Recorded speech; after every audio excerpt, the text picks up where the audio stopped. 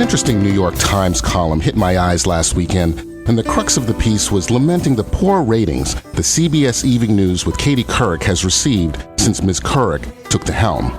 In fact, according to the Times, in the latest week's ratings, CBS Evening News had its worst performance since the Nielsen Company installed its People Meter rating system 20 years ago.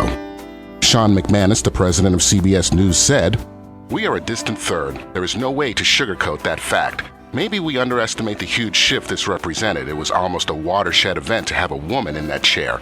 There is a percentage of people out there that probably prefers not to get their news from a woman." So here we are in the year 2007, and some believe that the reason the network newscast is down in the dumps is because the host is a woman. Nice try.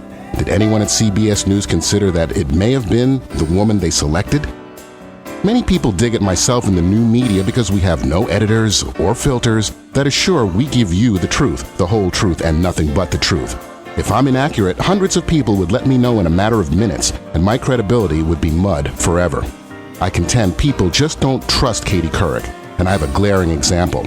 On an April 4th online segment of Katie Couric's Notebook, she said, "Hi everyone, I still remember when I got my first library card, browsing through the stacks for my favorite books. For kids today, the library is more removed from their lives. It's a last-ditch place to go if they need to find something out.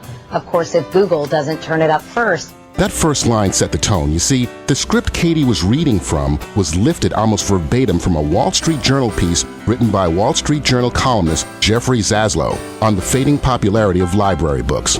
Katie's writer was fired, and the video segment was sanitized from the internet. So when Katie said, "I still remember when I got my first library card, browsing through the stacks for my favorite books," that may have been true, but seeing how that line came from a plagiarized script, one could rightly ask, did she really? One could be justified in asking what else has been told to the American people by the likes of Katie Couric that wasn't true, and we just haven't discovered it yet. This is just one example of the arrogance that is the mainstream media today. Many of those in the business look down on all of us simple people and tell us what they believe we need to know instead of simply reporting what happened. Katie Couric isn't a bust on the evening news because she's a woman. Katie Couric is a bust because perky isn't a good substitute for credibility, and all one needs to be credible is tell the truth. Is that so hard? Katie lies, you can see it in her eyes. This is Bob Parks, Black and White, and you can read my columns and or watch my YouTube videos online. See you next week at the same time on 97.3 FM WJD.